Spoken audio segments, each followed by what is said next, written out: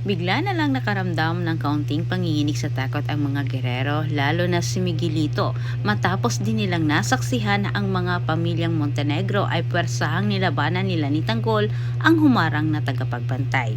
Magmamadaling tumakas sana sila Miguelito bago pa sila maabutan ni Tanggol at mapasok ang City Hall.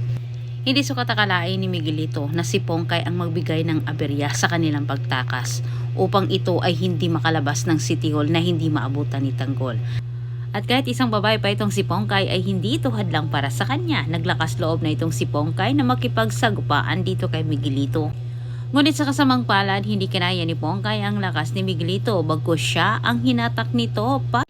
Ang buong akala naman ni Pongkay ay magiging katapusan na sa kanyang buhay at mauwi sa walang saysay ang kanyang pinaghirapan para siya'y makalabas at maipakulong ang mga gerero.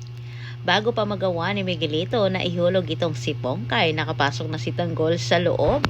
Nalito ang atensyon ni Miguelito nang sinabi sa kanyang tauhan na itong si Tanggol ay tuluyan ang nakapasok sa loob ng City Hall.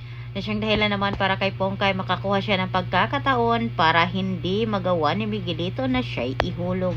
Samantala sa kabilang banda ay nagmamadaling tumakas naman itong si Chucky, pero si Marites ang humarap sa kanya. Gusto ni Marites na may silbi din siya sa pagpasok niya sa City Hall, kaya itong si Chucky ay winakasan niya ang buhay ng maldita. Kampante itong si Miguelito na sagupayan itong si Tanggol dahil sa kanyang isip matatalo niya itong si Tanggol at tamang pagkakataon ito para sa kanya para tuldukan itong si Tanggol at mabura na sa kanilang landas. Wala nang hahadlang sa kanilang paghari-harian sa buong Maynila. At dahil punong-puno na itong si Tanggol at nanginginig pa ito sa sobrang galit dito kay Miguelito, lahat ng lakas ni Tanggol ay persahan niyang inilabas. Ibinuhos ni Tanggol ang kanyang galit dito kay Miguelito.